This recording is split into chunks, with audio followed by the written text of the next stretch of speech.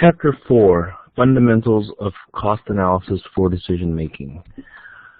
Chapter 4 builds upon what we learned in Chapter 3. In my opinion, it's like Chapter 3 and 4 are one big chapter. Chapter 3, we talked about the CVP analysis, the cost volume profit analysis, and its impact of fixed versus variable costs. If you recall, we calculated the contribution margin on a lot of different problems. So in this chapter, we're going to use the same concepts that we learned in Chapter 3 and apply the theories to different business conditions. So if you didn't understand Chapter 3, you should probably go over it and make sure that you understand all the concepts, because Chapter 4 builds right on top of the concepts learned in Chapter 3.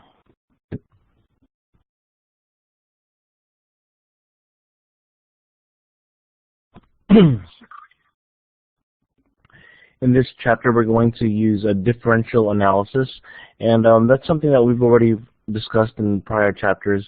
If you recall, when we look at when we're making a decision to produce a certain product or a certain line of products, we do comparisons, and we will compare based on the expenses that actually change between the two alternatives.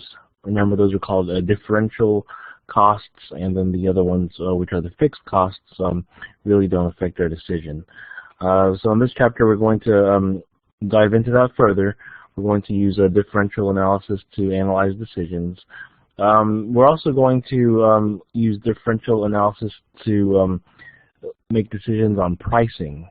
So in the prior chapters, they gave us a price, and we might have had to calculate contribution margin. But in this chapter, we're going to open it up a little bit more, and in certain situations, we're going to have to say what price we think a certain good should be sold. So we're going to make decisions on pricing, and that's going to affect our long-run pricing decisions. We're also going to make production decisions, whether or not we should make a certain item or buy a certain item, or how much of an item to produce. Finally, we're going to talk about something called the theory of restraints.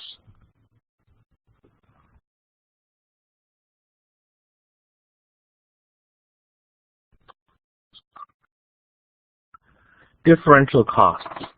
So a lot of the analyses that we're going to be doing, we're going to be given two alternatives. We could be given more than two, but generally it's going to be two alternatives. And then we're going to pay attention to the costs that differ between the two alternatives. So as I've mentioned, there are certain items, certain expenses like rent, that's going to be a fixed cost in most situations. So rent isn't going to make a difference in your decision.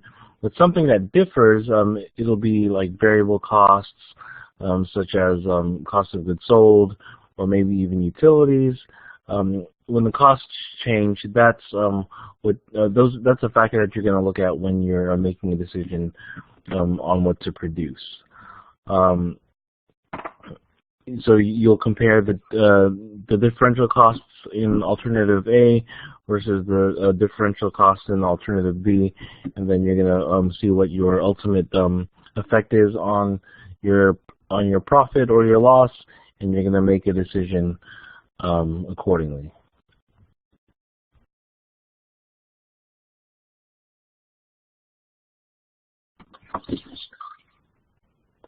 When we're doing a differential analysis, we are going to look at the differing costs that I mentioned already, but also differential revenue. So depending on what you decide, whether to make or buy a certain product, or to continue with a certain product line, add a new product line, or whatever your decision might be, revenues are going to change, and you're going to make a decision depending on how revenues are affected, as well as costs. there's another term that we need to learn, and that's a short run. You'll hear these terms thrown around a lot: short run versus long run, and that's another term that if you've taken macroeconomics, you're probably familiar with that term. The term short run, the basic concept is that remember we talked about fixed cost and variable costs. Fixed cost, that's going to be something like, let's see, fixed cost. Rent is fixed cost, generally speaking. Manager's salary, that's going to be a fixed cost. Stuff like that is something that doesn't change depending on whatever you produce. So you're always going to have a manager. You're always going to have your rent. So that's considered a fixed cost. Now, the time frame that we're talking about is also important, because when you're talking about a short run, that's when you're going to have fixed costs, generally speaking. In the long run, a lot of your expenses like rent and manager salary actually gets reclassified into variable costs, right? So let's say you're renting 3 different warehouses, and so generally speaking, your rent for those 3 warehouses is a fixed cost, right? But that's only when you're talking about a short run. So if let's say you've signed a 1-year lease on all these warehouses, then the short run you might say is a year long, and you can't get rid of those warehouses. You can't break the lease unless you pay severe penalties. So again, the rent on those warehouses are considered a fixed cost. But when you're talking about long run, nothing is really fixed, because if I'm taking into example those warehouses, when you're looking at long term, you can always get rid of 1 of those warehouses, 2 of those warehouses, or all 3. Maybe you have such a small business that you decide to work out of your home, out of your living room, something like that. Also, the manager salary. In the short term, you might have the manager under a contract. I know that they don't have employment contracts really in Texas, since Texas is an at-will state. But in other states, you might sign a contract to work for a company, and then so that becomes a fixed salary. But again, in the long run, the contract's going to expire, so then the manager's salary is not fixed. Again, the difference is short run. Basically, you have fixed and variable cost, and in the long run, generally speaking, you only have variable cost. So that's the difference between short run and long run.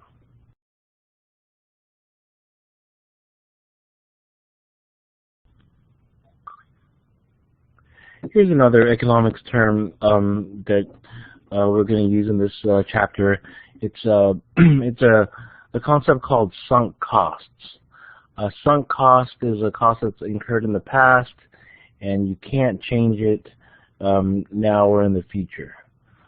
All right. So a sunk cost, as the slide says, is something that is not relevant for making decisions.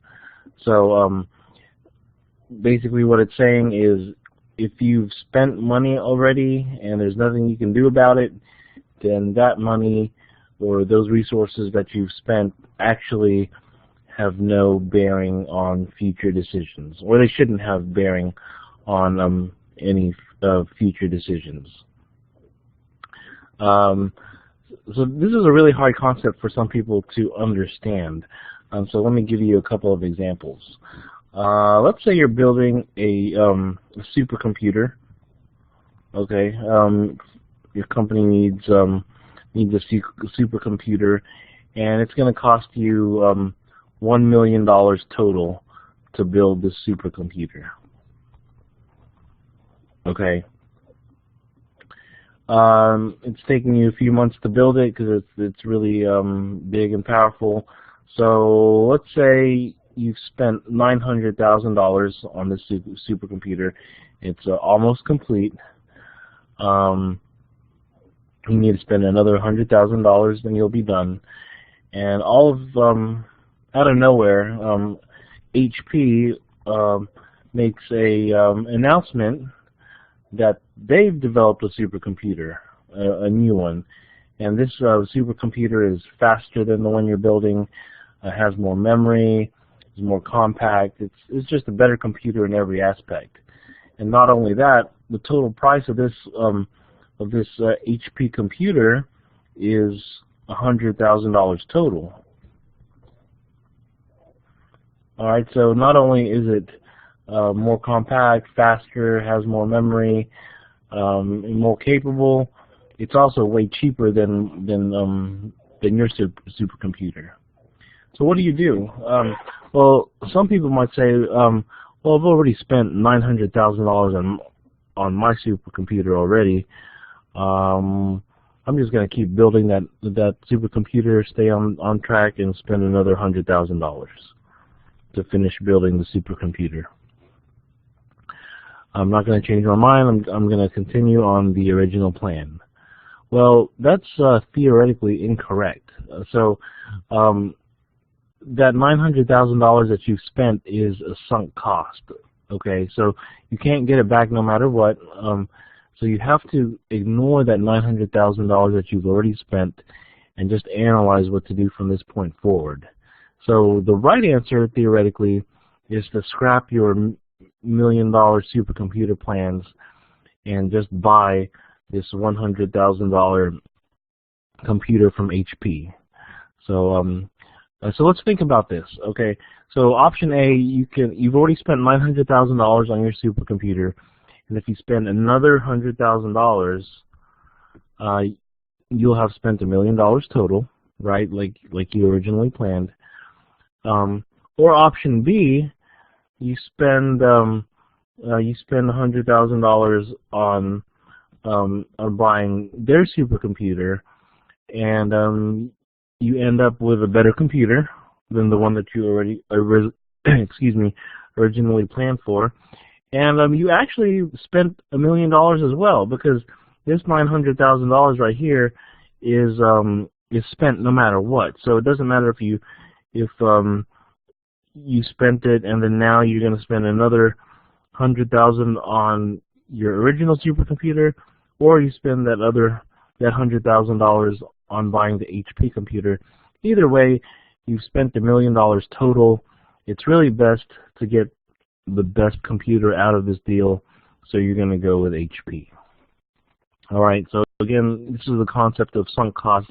A lot of people think that they should stick with their original plan and build their original supercomputer, but as I just showed you, you're spending $1 million under either scenario anyway, and you might as well end up with the better computer. All right. So if you don't like that example, I have a second example for you. Let's say you're at the grocery store and you go to, let's say you're at Kroger, and you go to the checkout line. Okay, there's one register open, and there's a lot of people in line. Okay, maybe there's 5 or 6 people in line, and you're way in the back of the line. You're number 7 in the back of the line. Okay, you stand there for several minutes, maybe let's say 10 minutes, and the line's not moving. Maybe they've only taken care of one customer in front of you. I don't know, but you're still in this long line. All right, now you're getting frustrated, and then all of a sudden another cash register opens up, and they look. The cashier looks directly at you and says, "You know, can I help you? You can come to my line. Just you can get out of your original line and come to my line." Now there's nobody in this line. So do you go to the second line? Are you going to go? Are you going to stand in your original line, or are you going to go to the line with absolutely nobody in it? And the the answer is you should go to the open line, right? Some people might say, well, no, I've already been standing in this original line for 10 minutes and I'm going to continue to stand here no matter what, but that's the wrong thing to do. So in this case, that 10 minutes you've already been standing in line, that's considered a sunk cost. You're not getting that 10 minutes back no matter what. So to insist on staying in that line because you've already stood in that line for 10 minutes actually makes no sense. So again, this demonstrates that sunk costs make no should not be relevant in any of your decision making. You only have to consider what the future holds. So again, if you're stuck standing in this line for 10 minutes and all of a sudden line number 2 opens up with no wait, I would hope that all of you would jump to line number 2. All right, so that's another example of sunk costs.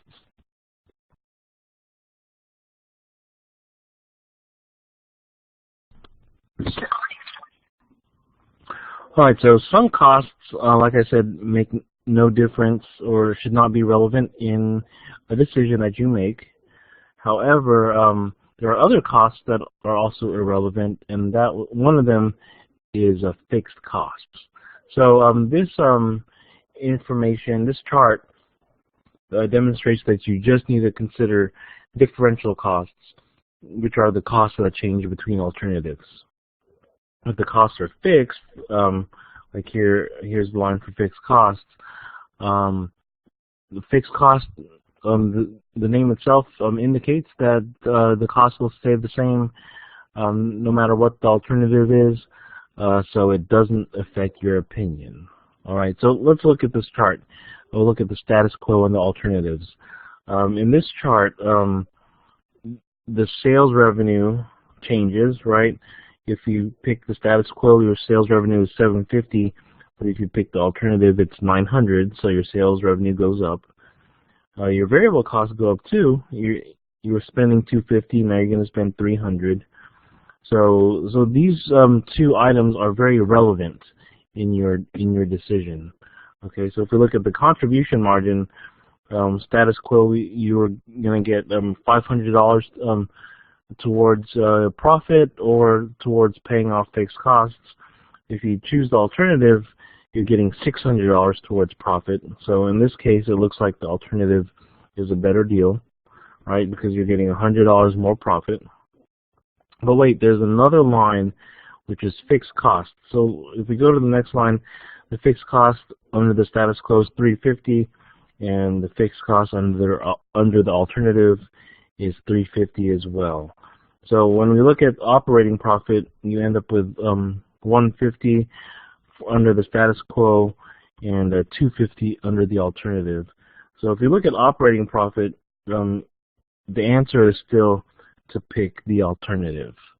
All right. So the thing to take away from this chart is your contribution margin is really the thing that you need to look at to determine what you're going to decide. So according to the contribution margin, you're getting $100 more by choosing the alternative.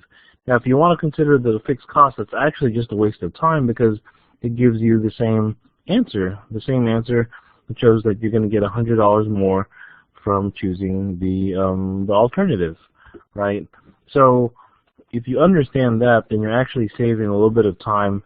You understand that fixed costs aren't going to affect whether you choose the status quo or the alternative because they're the same in both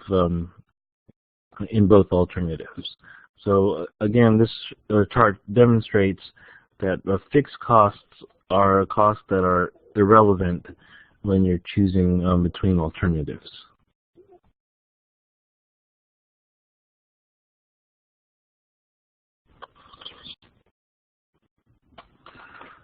Differential analysis. Now this is useful for many decisions that managers make about pricing because it provides information about the impact of these decisions on profit. Now, as the chart shows, you always need to cover variable costs. So what does that mean? Let's say that you're selling a certain book. The sales price is $10. Okay, you want to sell it for $10, but you can buy the book from the publisher for $15.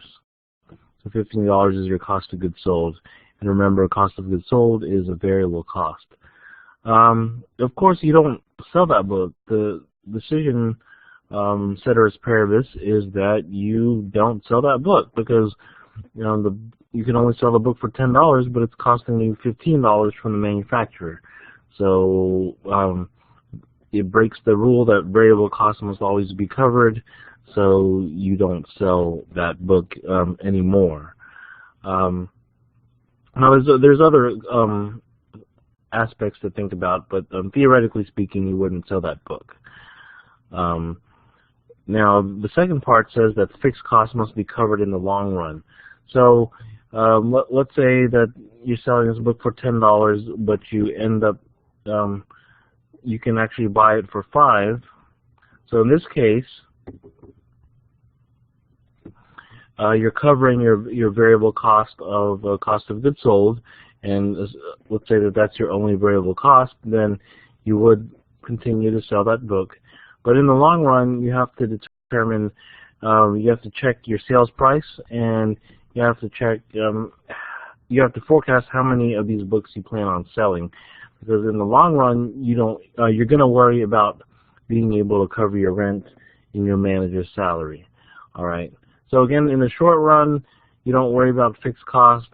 All you worry about is making sure that variable costs are covered. In the long run, however, you do have to cover all of your fixed costs, your rent, your manager's salary, and whatever other fixed costs you might have.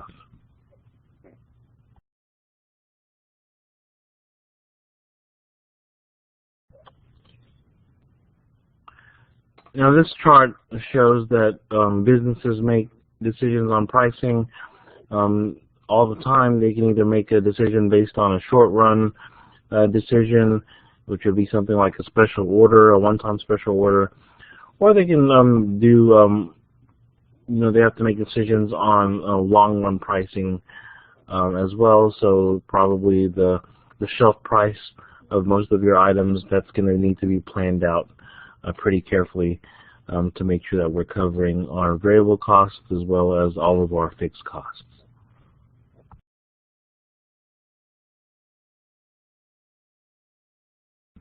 So in the first scenario that we're going to discuss, we're going to talk about a special order that will not affect other sales. Now what does that mean? That means that you have a factory, let's say you have a factory that you're making certain items, and all of a sudden you get a special order. That special order isn't going to stop you from making what you usually make. It's not going to interrupt your assembly line or your manufacturing plant. So you can do it with you can do the special order without messing up your day-to-day business. So this is a fancy chart to show you what you already know. If you reject the special offer, that's called status quo, and then if you accept the special offer, that's called the alternative or option 2. And then you're gonna compare option 1 to option 2. If option 1 is you're better to reject it, then you take option 1. Or if you're better off taking the extra job, the special order, then you do option 2. So the chart looks complicated, but really it's something that you already knew.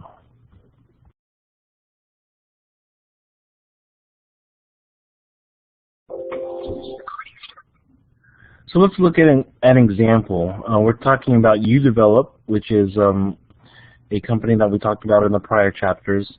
It's a picture printing company, photo printing company. This bottom part here shows what your status quo is. All right, so it looks like you generally sell 5,000 prints at 50 cents each. You have variable costs of 20 cents, so that means that for every 50 cents that you get in revenue, 20 cents of it is variable cost. That means that the other 30% or 30 cents goes to the contribution margin. In this case, that would be $1,500. Then you subtract your fixed costs, then you end up with a profit of $3,000. $300. So the status quo is that you have operating profit for $300. Now you receive a special order for 500 prints, and they don't want to pay 50 cents, they want to pay 40 cents. So it's a little bit less than your standard price. So would you do this job? So the next slide does this comparison for us. So this first column is what we just saw, the status quo. You're getting your revenue of $2,500, your variable cost of $1,000, so your total contribution margin is $1,500. Subtract your $1,200 fixed cost, and you get operating profit of $300. So if you take the special job, and the special job again is to do 500 prints for 40 cents. So if you're doing 500 prints for 40 cents, then that means that you're making an additional $200 in revenue, right? 500 times 40 cents is $200, and so that explains why the revenue for this alternative is $2,700. It's $200 more. So again, we're going to take into consideration all of the relevant costs. So variable cost is going to go up by $100, and so the total contribution margin goes up by $100 if we do the special order. Fixed cost, again, does not make a difference. Remember, a few slides ago it didn't make a difference, and in this case it doesn't either. If we just look at this line, line 5, we see that that the alternative is going to give us an extra $100 in contribution margin, and then also if you look at line 7, it's the same exact figure, $100. So again, this demonstrates that fixed costs should not make a difference in your decision to make a special order.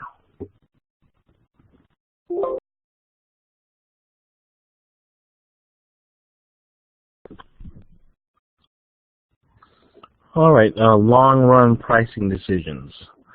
So here we're going to cover a couple of, another term that we've covered in the past. It's a full cost, and full cost includes all fixed costs as well as variable costs. So when you mention full cost, you're talking about the total cost to manufacture and sell a unit. And it says here that full costs are relevant for the long-term pricing decisions. Because remember what I said earlier, fixed cost does not make a difference, right? If you look at the prior slide, fixed costs does not make a difference in your pricing decision, right? But here it says the full cost includes fixed cost. So what's the deal here? Remember, when we're talking about long-term, fixed costs actually don't exist in theory, right? Because any cost like rent, in the long run, it's fixed, but in the short run it's fixed, but in the long run it's going to be variable. Because again, in the short run, if you have a lease, you really shouldn't break that lease because you're going to be penalized severely. But in the long run, that lease is going to come to an end, so you will be able to get out of your lease. So again, that demonstrates the difference between a short run and long run pricing decisions.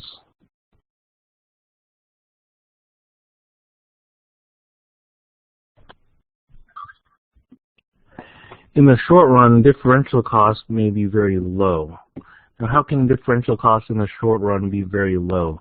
It could be that you have variable costs and fixed costs, and remember, fixed cost does not make a difference in pricing decisions. So maybe your company only has a low amount of fixed costs and a high amount of variable cost. So if that's the case, then your differential cost, remember differential cost is the cost that is going to make a difference when you are trying to make a pricing decision. In this case, differential costs are very can be very low if there's a lot of fixed costs. Sorry, I think I did this example backwards.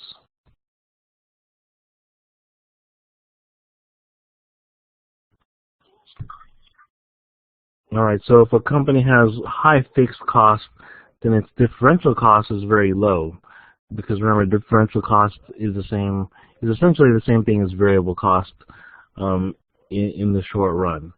Now, if you're talking about the long run, remember what I said, there's no such thing as fixed cost in the long run. They're all variable cost.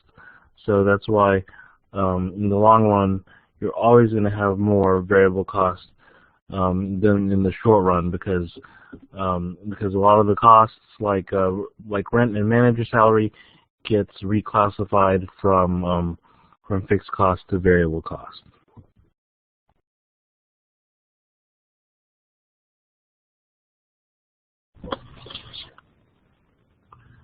Now let's talk about target costing and target pricing.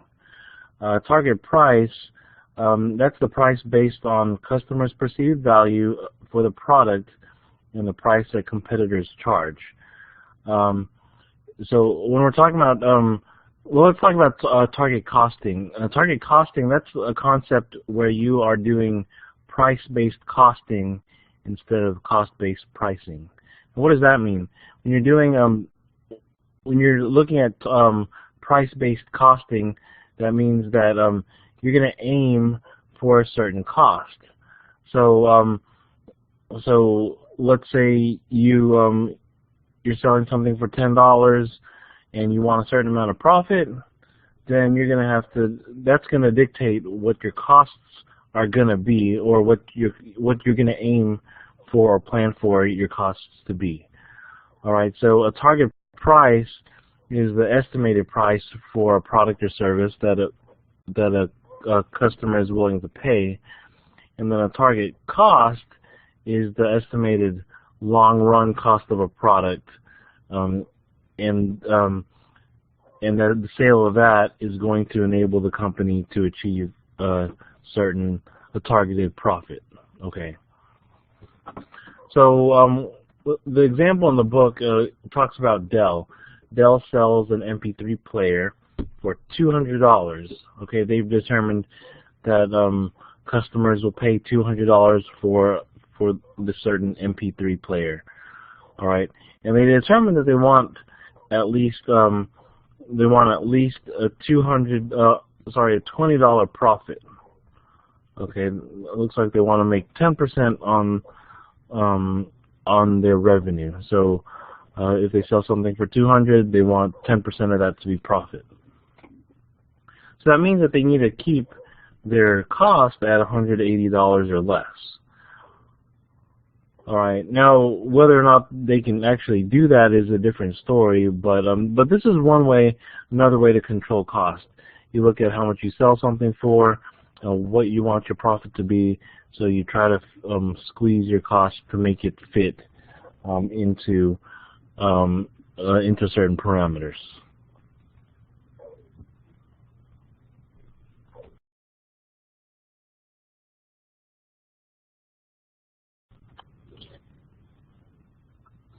Next topic, legal issues relating to costs and sales price. Again, this is a lot of economics terms. Really, I don't know why they insist on covering it in this course, but it's all related. But again, it is also covered in your macroeconomics course. So these are issues when you're pricing products. Sometimes when you're pricing products, it's legal and fair, and sometimes it can be illegal and unethical And so we're going to talk about a few of these different issues. All right. The first one is predatory pricing. It says that that's the practice of setting price below cost with the intent to drive competitors out of business. So again, you buy a book for $5, but you sell it for $1. You know, that doesn't make any sense. If you're in a profit-making business, it really doesn't make any sense to do that, right? That you're going to buy books for $5 and sell it for $1. Or maybe you do have a purpose. Maybe you're trying to attract customers, but you're going to definitely set off a few flags at the IRS, or maybe the SEC might investigate what you're doing. But again, that's called predatory pricing when you're selling below cost. The purpose of selling below cost is that these companies want to push their competitors out of business. So let's say you're a bookseller, you're Barnes & Noble, and you're trying to get the other booksellers out of business. So you're going to do this for a certain amount of time, sell below cost, and then that's going to drive away Borders and what other booksellers are still out there. You might shut them down, and then so what ends up happening is once they're shut down, then customers have no other option but to buy from you, and so now you raise your price to where you wanted it to be, or you even raise it even higher because you have no more competition. So predatory pricing can look good for customers in the short term, but in the long term it kills the competition, so it's generally considered illegal. All right. The next term is dumping. Now, dumping is similar to predatory pricing, except that it has an international aspect.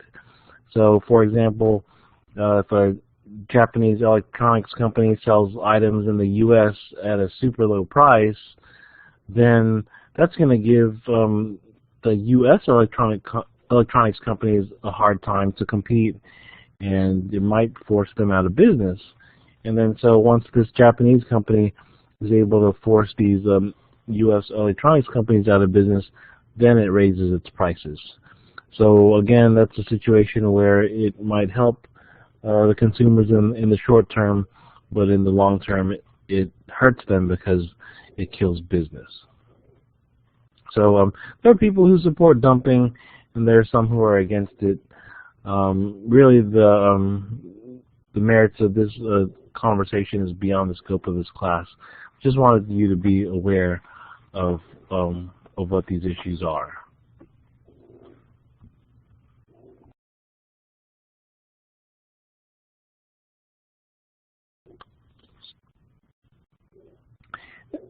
And price discrimination, that's going to be when you sell the same goods to different customers at different prices. For example, if you go to the movies, depending on which ones you go to, tickets might be cheaper for students, right? They're selling the same seat, the same movie, the same time, and your price just might be different just because you're a college student, right? Or maybe let's talk about airline tickets. Airline tickets can be priced differently if you're a government employee. I know that whenever I have to apply for the IRS, they usually have different rates from what the general public gets. So if you're in the military, a government employee, or an airline employee, you know, you're going to get different prices from what other people get. So in those situations, in a lot of situations, it's technically considered price discrimination, but it's legal, right? There's nothing illegal about giving students movie ticket discounts or giving government employees airline ticket discounts. It can be illegal though if you're discriminating based on race, religion, gender, or disability. Something under the protected, considered a protected class. Also, there's another case of price discrimination, and that's when, let's say it's when there's a natural disaster. You'll see some people raise their prices to take advantage of people who are in need. And in that case, that's called price gouging, which is illegal in most places, and it's most people think it's unethical as well. So again, be aware of the issue of price discrimination and know that it can be legal, but oftentimes it's illegal. But that all depends on the facts and circumstances of each situation.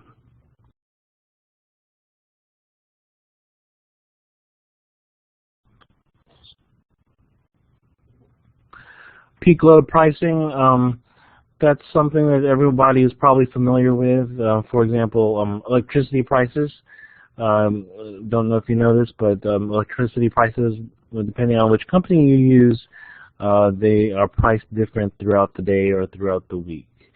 So most electricity is used during the day, so prices during the day are generally higher than at night. And that's why you'll see some companies, they'll offer free electricity during the night. They're not losing out on much. It might seem like a great deal, but a lot less electricity is used at night. So really, free nights might be a nice thing, but you'll probably never see a company do free daytime because that's when most of the electricity is consumed. Another example is cell phones. So 15 years ago, before everyone had unlimited plans, you had to pay per minute. They started coming up with certain promotions like free nights, free weekends, that sort of thing, because adults use their phone, generally speaking, during the day for work, contacting the doctor, their kids, stuff like that. So at night, the use of phones at night are generally a lot less than during the day. And then finally, there's a concept called price fixing, and this is when two or more companies collude to set prices. Now, this is generally illegal in the U.S. and in most other countries. So, for example, let's say Apple. Apple wants to call up Samsung and say, "Hey, how about both of our companies set the price of the Galaxy and the price of the new iPhone at $1,000? That way we don't have this competition between us. People don't have to try to haggle us on the price or get mad about the price. So let's just both offer our top phones for $1,000." Well, that would be illegal if they did that. There's some situations where price fixing is legal, and the book talks about OPEC, which is the Organization for Petroleum Exporting Countries. That organization sets its oil prices for all of its members. So there are certain situations where price fixing is permissible by law, but others are not. Another example is healthcare costs. It can, depending on what country you're in, it can be fixed by the government. They might have a set price that doctors aren't allowed to charge more than that set price.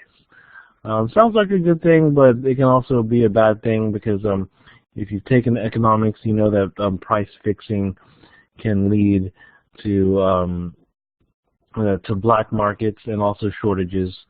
So there's never a perfect answer for a situation like healthcare or other forms of price fixing. They might be legal, but they might also have economic issues as well. So again, just be aware of these legal issues that relate to pricing. So when you do take your macroeconomics class, you might be a leg up on the rest of the class.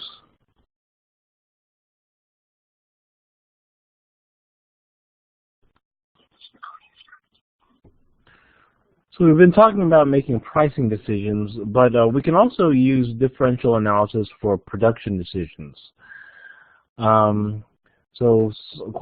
Managers often have to answer the questions of, should we make a product internally, or should we purchase them externally? They might have to make a decision about a business unit. Should we drop parts of our operations or keep going? Which product should we continue to produce, and which one should we drop? Those sort of questions that they have to answer every day.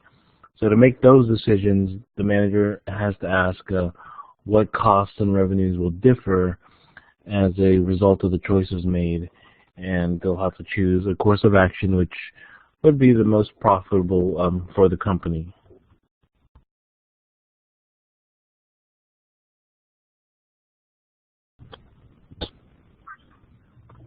So let's go back to our company, our photo printing company, UDevelop. All right. This chart shows that we're expected to do 100,000 prints this year, and it gives us the costs for direct materials, direct labor, variable overhead, fixed overhead, and common costs allocated to the product line. And it tells us that the full cost of processing a print is 34 cents. So if you take this 34,000 right here, divide that by 100,000 prints, then you get 34 cents. So that's where that number came from.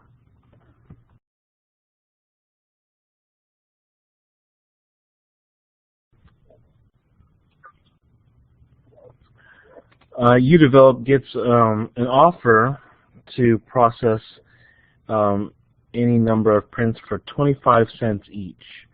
So so it looks like this outside developer can print cheaper than UDevelop. So UDevelop wants to figure out whether or not they should outsource their work, or keep developing and printing the prints themselves. So to do this analysis, the accounting department is doing two different scenarios.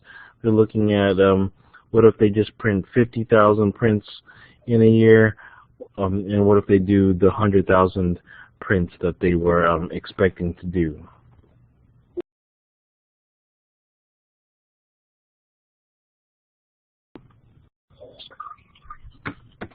So here's the analysis that the accounting department did. All right, so they looked at what if they do 100,000 units, and what if they just do 50,000 units or prints.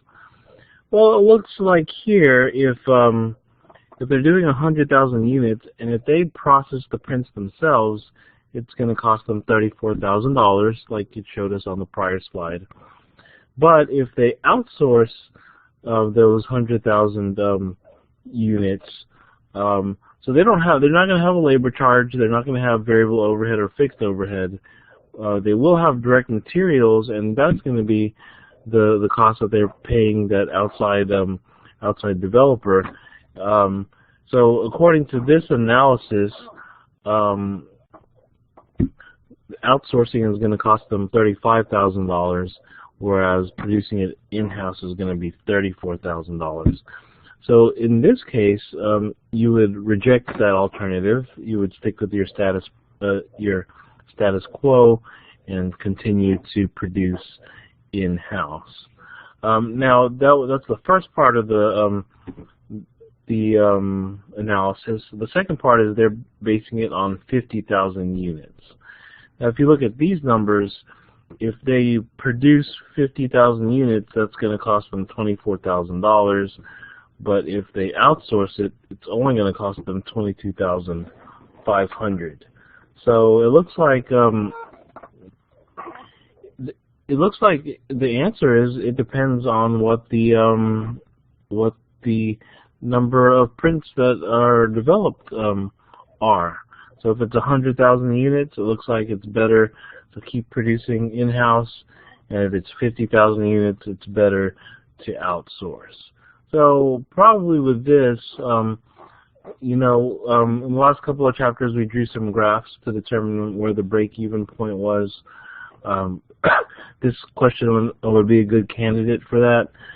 They would try to figure out exactly how many prints they need to print in order to make it worthwhile to keep printing, and at what point should they look to outsourcing. So so the charts from the prior chapters will come into play in a scenario like this.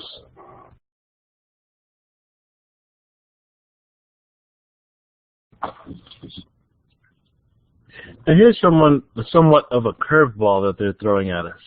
It says that UDevelop expects volume to be 100,000 prints, and if we remember the last slide, at 100,000 prints, it's better to produce ourselves than to buy, because to produce ourselves is going to cost us 34,000, but to buy is going to cost us 35,000. So it's better to just produce it ourselves. But this next slide that we're on says that since it frees up the part of the facilities that was used for printing, now we can use that part of the facilities for something else, and that something else is going to bring us an additional $2,000 in profit. So that's a little bit of a curveball, and so they're asking, should UDevelop accept or reject the alternative?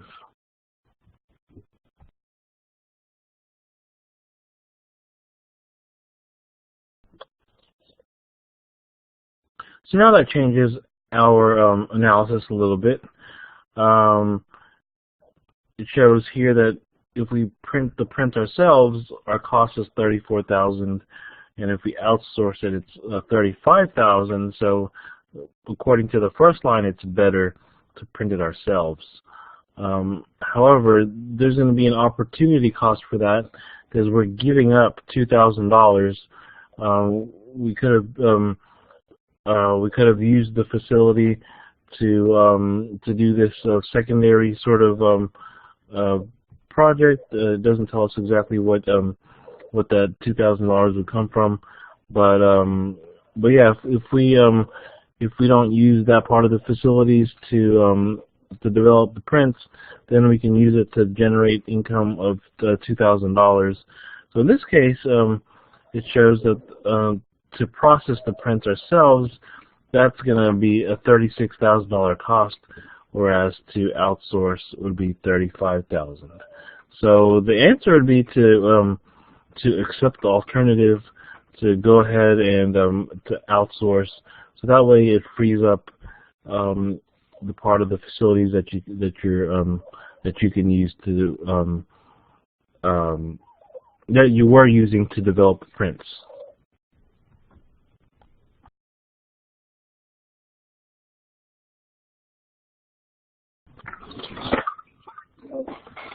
All right, now we talk about a different scenario. For UDevelop, now we're going to talk about their product line. In this situation, they sell cameras, prints, and frames. All right. Looks like they get most of their sales revenue from cameras, and then from frames, and then prints is the smallest contributor of revenue. So at first glance, we look at this chart, and then we see that cameras are pretty profitable, frames are pretty profitable, but these prints, we're losing money on prints. We have a $500 operating loss on prints. So at first glance, it looks like we should just drop the prints, right? Well, we're going to dig a little bit deeper than that before making that decision.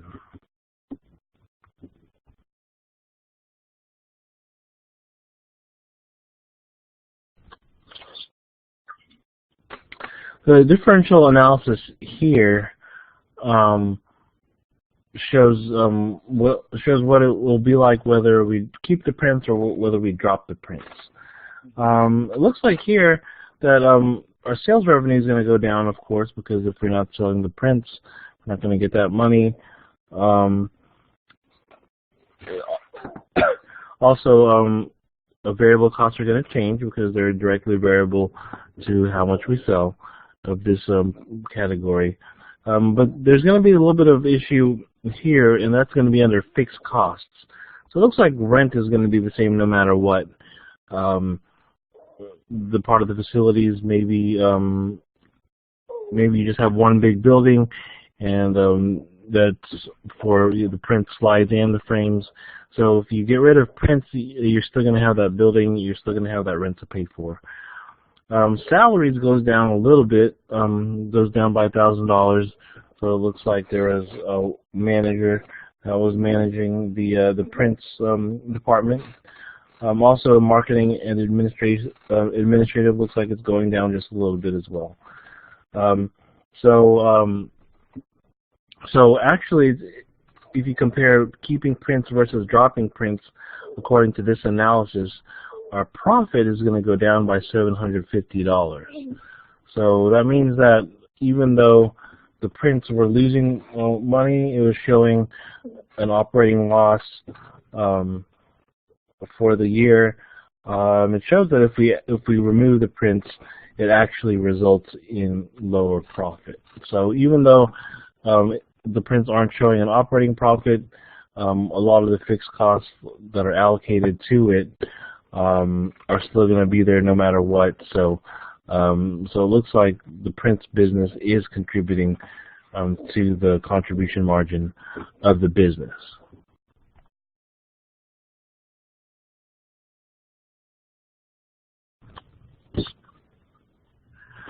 Next, we're going to talk about constraints. A constraint is an activity, a resource, or a policy that limits the attainment of an objective. Everyone's familiar with constraints. The biggest one is usually money. So let's say you have business opportunities that you hear about. Maybe there's a house that's for sale, it's cheap, that you could rent out for a profit. Maybe there's a business, a franchise that's for sale that you want to buy and hopefully make profitable or more profitable. But you can't go out and buy every single business that's for sale that looks good, right? I know I can't. And the reason why is because I have a constraint. The constraint is my small bank account that doesn't have enough money to buy every single business or every single rental property that I can find. So I'm going to have to pick and choose what I can spend on. So that's what a constraint is, and all of you already know what it is anyway. Contribution margin per unit of scarce resource. That just means that you're going to want to maximize your contribution margin depending on the resource that has constraints on it, right? So, well, if you're looking into rental property and you're constrained by money, you're going to look for the rental property that gives you the most return. Or maybe a business. If you're going to buy a business, you're going to look at your different choices and try to find the one that gives you the biggest return, generally speaking. So, so you're going to maximize your contribution margin. In that sense, you're going to look to see the best place to spend your money.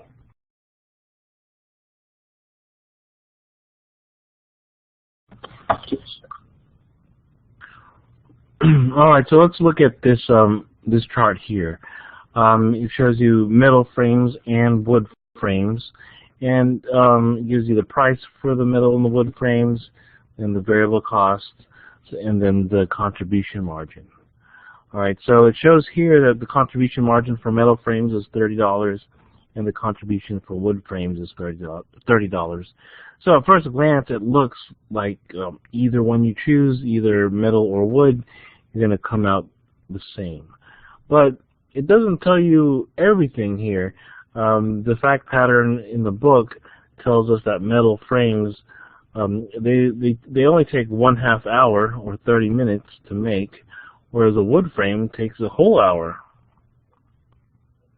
So that really changes everything, right? Because that means that you can make 2 metal frames in an hour. So that means your contribution margin is actually $60. Whereas here, the wood frames, all you can do is do one wood frame per hour. So then that's a $30 contribution margin, just like the chart says. All right, so it makes a big difference because you can do metal frames in half the time, and so your contribution margin is doubled.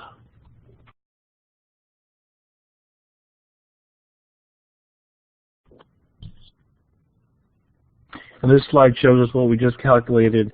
Again, contribution margin for the metal frames. On the wood frames both are $30 each, but metal frames are so much quicker.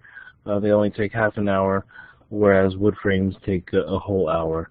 So the contribution margin for the metal frames is going to be $60, and the wood frame is $30.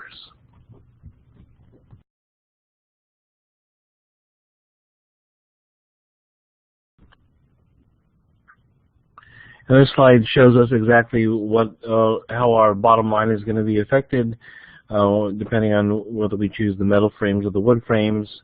So again, the metal frames, you can make twice as many. You can make 400 metal frames versus 200 wood frames, and so your contribution margin is twice as much.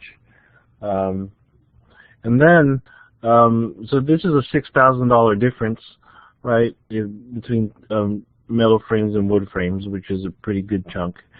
Then you have some fixed costs, some fixed manufacturing, and fixed marketing, and then your operating profit at the bottom. So 12,000 minus 6,000 is 6,000, and then 7,500 minus 1,500 is also 6,000. So again, this chart demonstrates that if you that you don't need fixed costs to do any of these calculations. They don't really help a lot, and they're just not necessary.